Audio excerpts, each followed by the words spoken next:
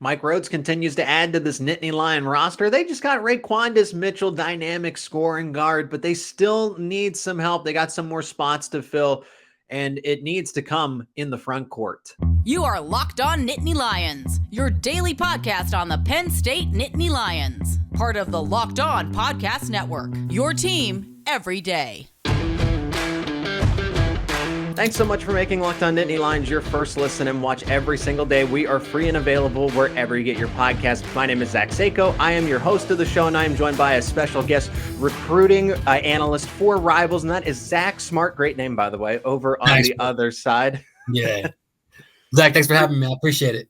Yeah, I appreciate the time. And Zach, before him, not talking in third person here, Mr. Smart over there, where can people keep up with your work? I see, of course, you do a great job with Rivals. You have your own LLC. What do you want people to know about you?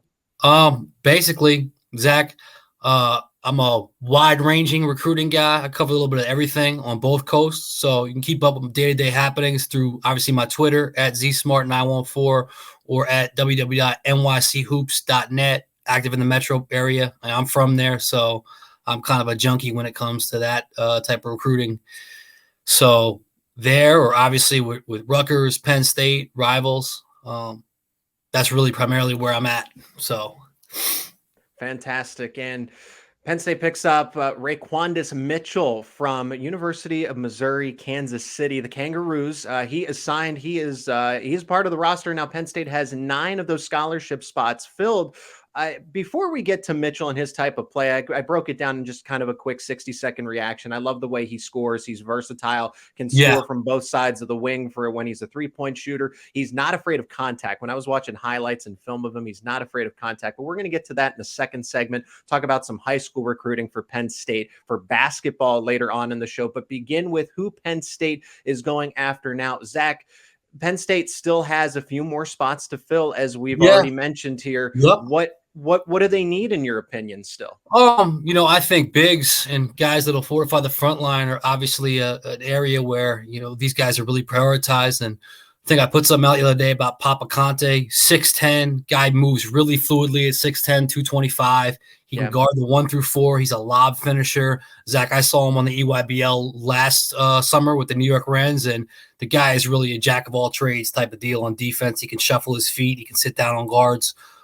He's got nice feathery touch from 18 to 20 feet. So, and obviously there's going to be a lot of suitors for him, and I don't know how realistic it is that he'll wind up at Penn State, but guys of that magnitude, it's been a crazy whirlwind year, not only with the coaching changes, but with guys decommitting. And, I've never seen anything like this as far as a transfer frenzy.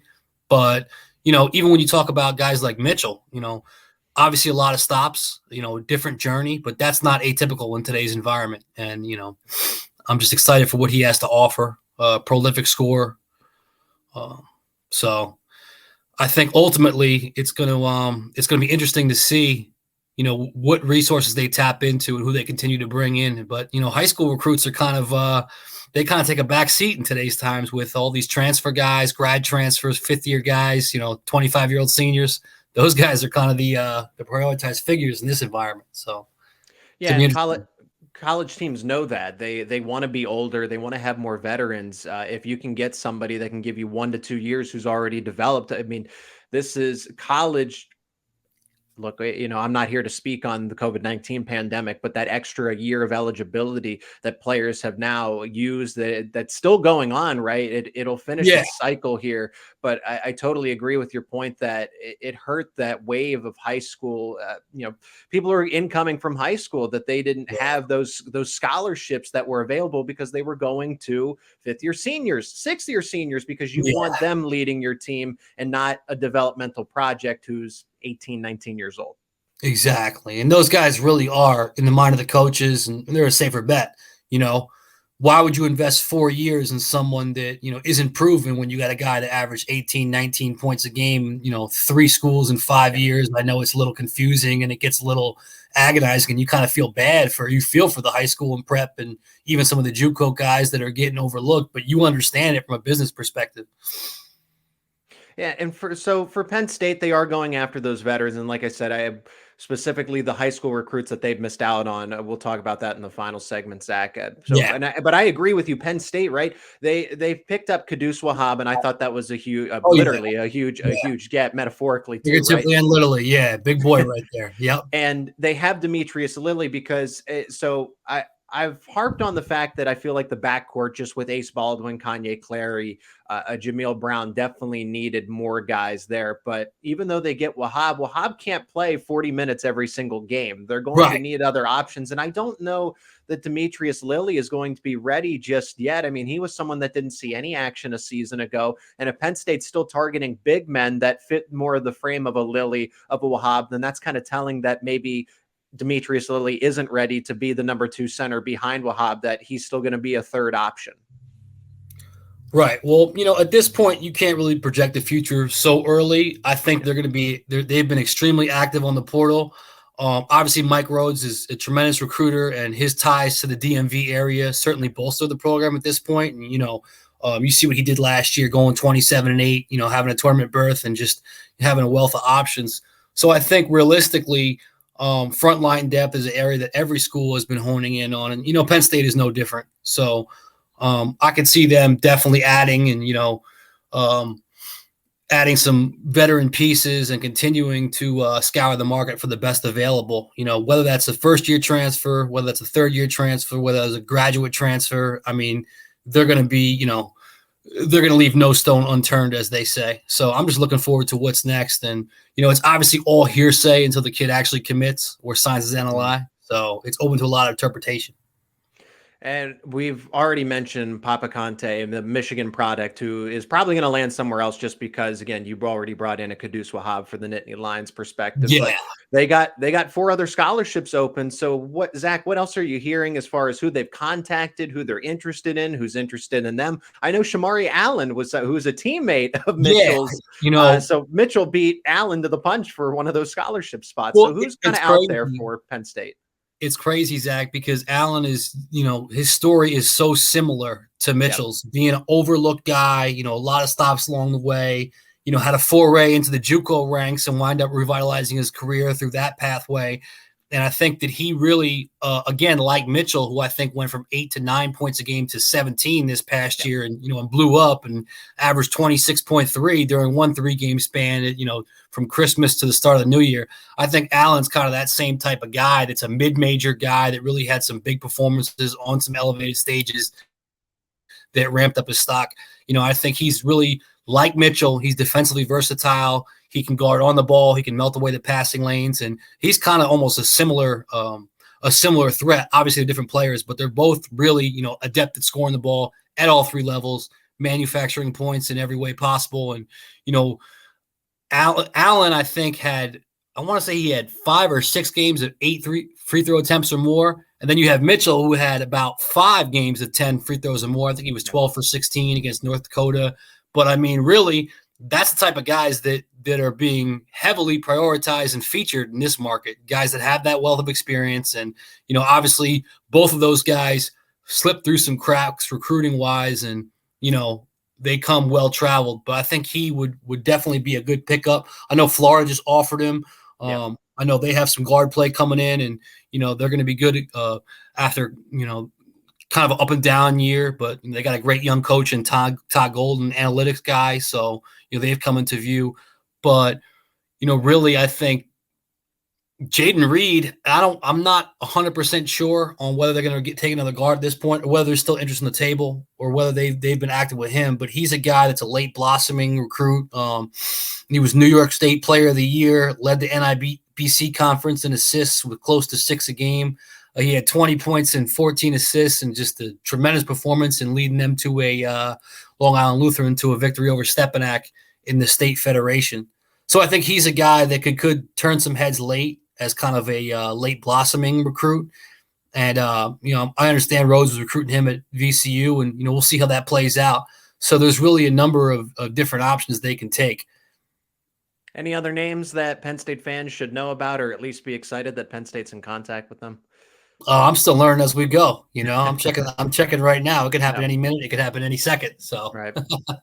No, but that's at least a good group, a solid group. And Unfortunately, I think Penn State's past the point. Like, they got all their headliners, right? Yeah. Ace Baldwin. I would even consider a Kanye Clary a headliner as well, because Oh he yeah. didn't enter the transfer portal, but he stayed. Just any of those names, Kadus Wahab, Puff Johnson, they got all those guys. Now it's a matter of finding some of those role players that are going to be able to give you 15, maybe 20 minutes, maybe, but be specific, have a specific plan for them. You're not going to go get the superstar at this point. At least I don't think so.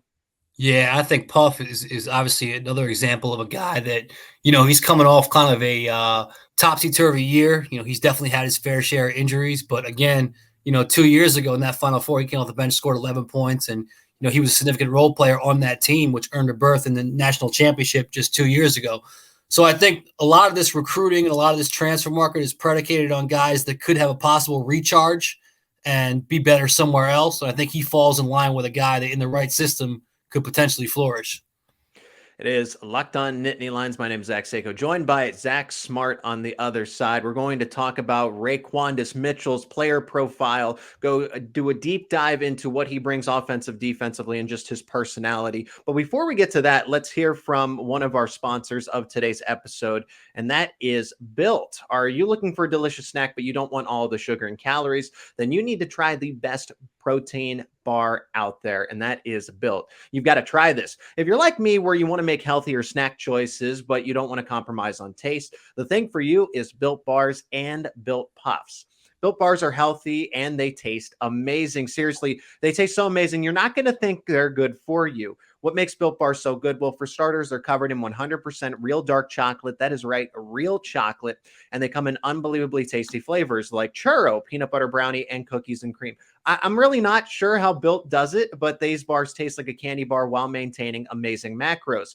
And what is even better is that they are healthy. I got to remind you, 130 calories, 4 grams of sugar, a whopping 17 grams of protein. And now you don't need to wait around to get a box anymore. For years, we've told you to go to Built.com to get your Built Bars, which you still can do. You can get your specialty bars at Built.com, but now you can head over to your local Walmart or Sam's Club to get your flavors. That's right. Head to the nearest Walmart today and walk over to the pharmacy section. Grab yourself a box of Built Bars. You can pick up a 4-bar box of cookies and cream, double chocolate bar, or coconut puff.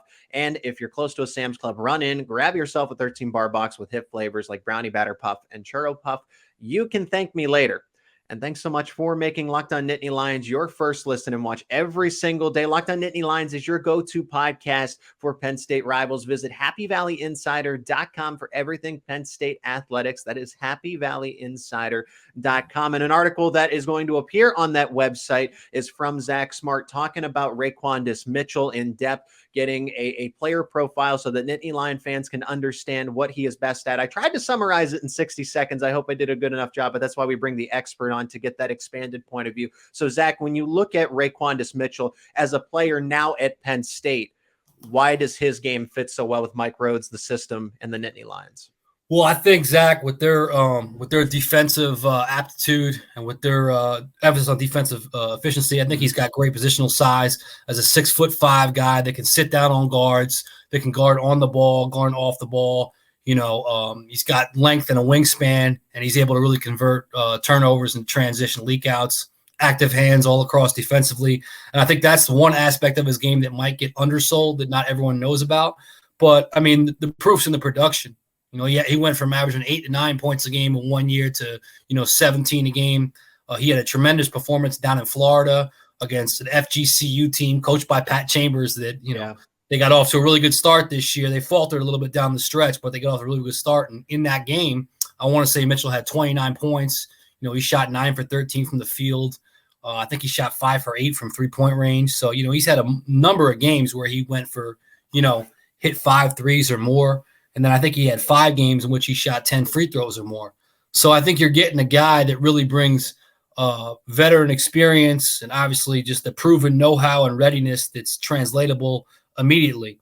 And, I think he's got a real, momentum rolling from this past season, which was obviously, the best season of his career. So I think that him playing off the ball with Baldwin and, also playing some point guard too, I think he's definitely going to bring an immediate scoring and obviously defensive presence that they're going to benefit from. So I'm looking forward to it. Yeah, I like that he's versatile, right? And the fact that he can be a Yeah. 1 or a 2 guard. He can play alongside Ace. It doesn't have to be one of them on the floor. And I'd like to see them both on the floor at the same time. And I already said this before. Mitchell's game stands out in the fact of he can shoot from the wing, he can shoot around the arc, he can drive to the basket. You talked about him having double-digit free throw attempts in select games, but I like someone that he can pump fake, use the ball fake to his advantage. Do you see him as a starter in that 2 spot? Because Ace is going to be the 1. He's going to be the ball handler anytime he's on the floor. Or do you see Mitchell coming off the bench and being a 6th or a 7th man for Penn State? I can't project right now what's going to happen, but I think, based on his pedigree and based on what he has to offer, he should definitely start, and he should definitely be an instant impact guy. Playing quality minutes and obviously giving them a perimeter presence. Obviously they lost a lot of shooters from last year's roster cleanse, Andrew Funk, guys that can really shoot the snot of the ball. And I think that he brings that instantly. And I think that will really benefit them from the get-go based on what he did last year. You talk about that streak before, a lot of games in the high 20s. And, he does tend to run hot and cold. And, like every ball dominant scorer at that level, he could go streaky, but the fact that he scores it in so many ways and he's able to get to the free throw line, with such relative ease, I think that definitely bodes well. I think that will, work in his advantage as this new Penn State team looks to find its identity. Zach, do you have any insight as far as why Penn State might have selected Mitchell over a teammate in Shamari Allen? Again, they both played for the Kangaroos last year, and they had identical numbers, both of them averaging over 17 points per game, both of them blossoming the same way. I mean, Allen went from 5 points to 17, and as you mentioned, Mitchell went from 9 to 17. So I thought Shamari Allen was definitely intriguing, but again, they go and get his teammates. So is Mitchell just better than Allen? Is Allen looking other places? Why would Penn State go with one teammate over the other? I mean, like the rest of recruiting, it's never been an exact science. And, obviously it's not a dice shoot, but I can't really, pinpoint what exactly happened there. I know Shamari's just hearing from new teams every day. And, he's another kid that really, came out of obscurity, wasn't highly recruited out of high school. Went to Believe Prep when they had, Dexter Dennis, who wound up having a tremendous college career. And then obviously Jason Preston, who was recently in that commercial, and everyone knows his story, being a kind of the poster boy for underrated, averaging 2 points per game in high school and then winding up at Ohio based on an email with game film attached. And, how often does that happen? So realistically, I think that you really can't go wrong with either of them in your system. They're both mid-major guys that are, really attracting heavy interest in that market.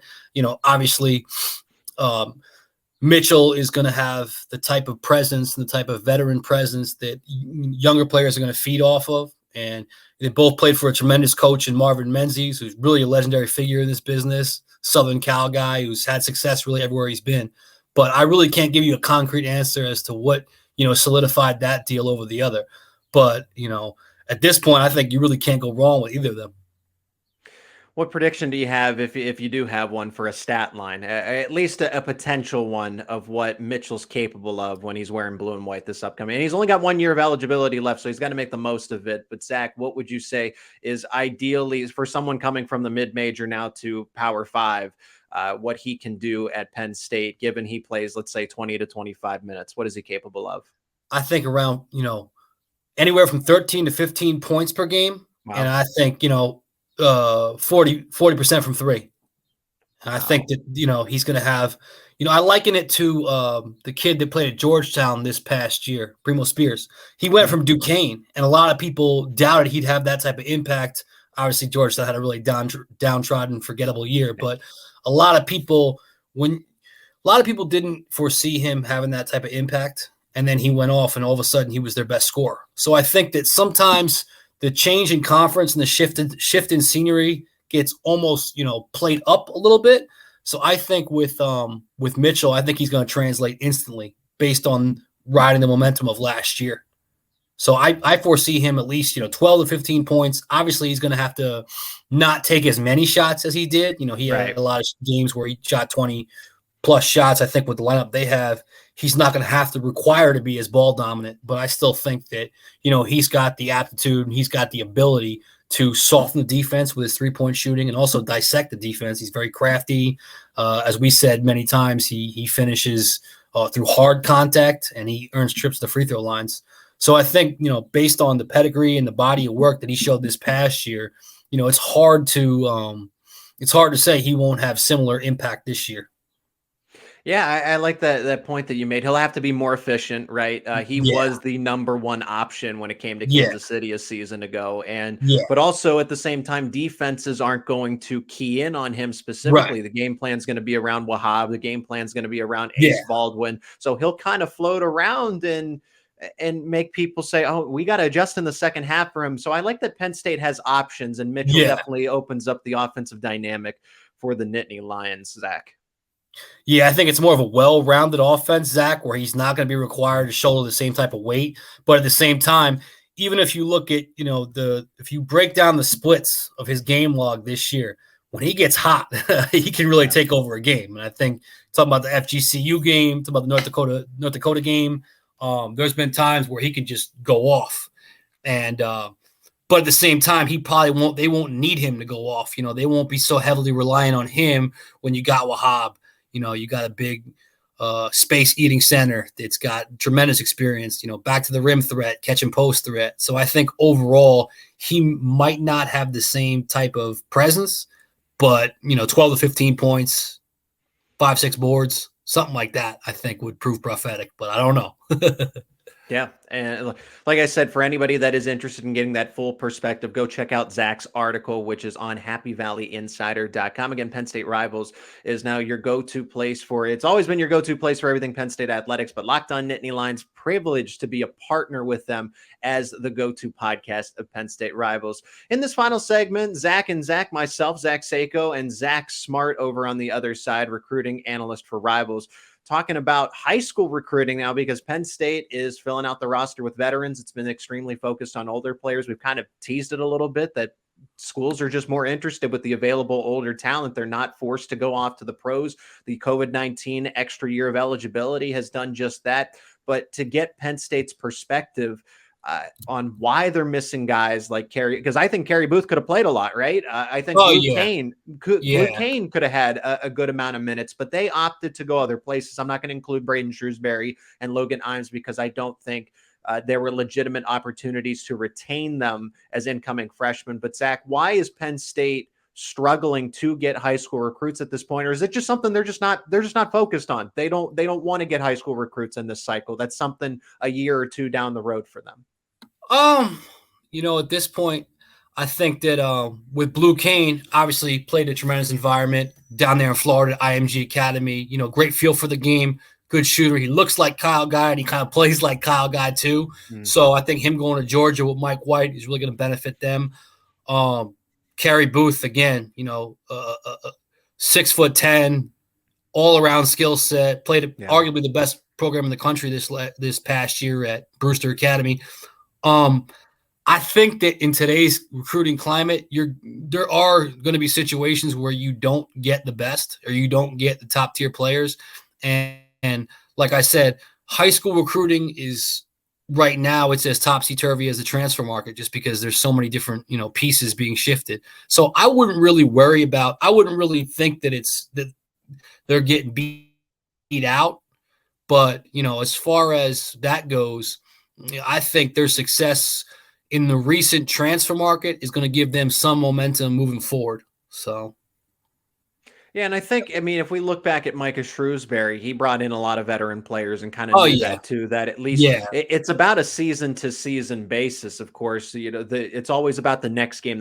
Well, that's in the case of it's always about the next season. So I think Mike Rhoades and his team will be a little more adept when it comes to getting high school recruits in the next cycle. And what's that approach look like? Mike Rhoades, again, has the ties to the DMV, of course, VCU. He was bringing in a lot of talented players for that. The Atlantic 10, the A10 is not going to see worldly players, but Mike Rhoades is turning those guys into people that have NBA potential, that can be serious contributors and be top names in college right now. And Ace Baldwin, for the exact example here, a Nick Kern. So what is Yeah. it that Mike Rhoades is looking for when he is recruiting at the high school level? Well, I think that going back to what we said, I think that some of those guys were just Shrewsbury's recruits. And, Okay. that's going to happen when a coach leaves. Those guys are going to follow him. That's just recruiting. So I don't really see that as, too much of a concern. I think that, Mike Rhoades, obviously the DMV area and other aspects, he's made a lot of inroads over the course of his career, and he's been able to develop a lot of relationships.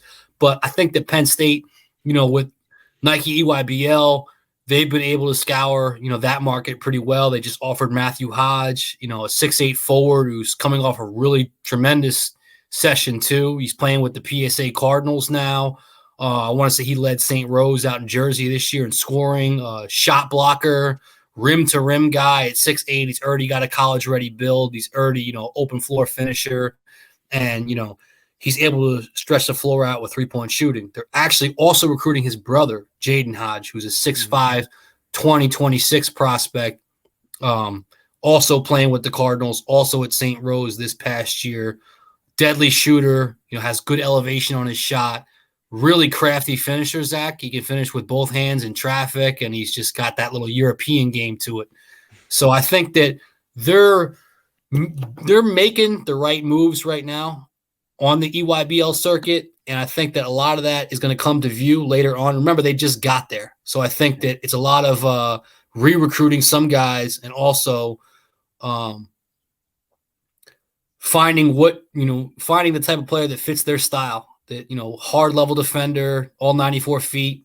And I think that it's going to come down to the style and the fit of their play, and they're going to continue to make waves on the EYBL circuit. So obviously they offered a player that the previous staff was pretty bullish on, in Matt Gilhole, 6'11", just a tremendous all-around player with deft outside touch, knack for corner threes. He can play in traffic. So I think that they're going to be hot on his trail. They're going to continue to make traction with him. Obviously this year, playing for an established coach like John Buck at Lehigh, which, is coming off of New York State Federation Championship. I think that's going to open more doors to him, and he's going to wind up, packing on more offers and piling up more offers. But I think, they have a legitimate shot at him.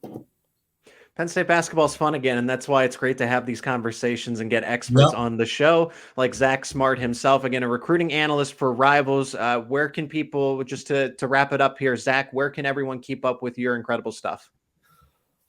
Well, thanks for that. I wouldn't call it incredible, but I appreciate the compliment. NYCHoops.net is one of my many sites. I also have my own website, Zach Smart, where I have a number of both, obscure and known recruits coverage with that. Also at Penn State site and the Rutgers site. So I'm all over the place. All right, Zach, I hope we can do this again at some point with the way that Mike Rhoades is turning Penn State, or keeping Penn State basketball on the right trend. So excited the next time, if and when we get the next time to have this chat. Absolutely, Zach. I appreciate you having me. Thank you so much. You got good initials too, by the way, brother.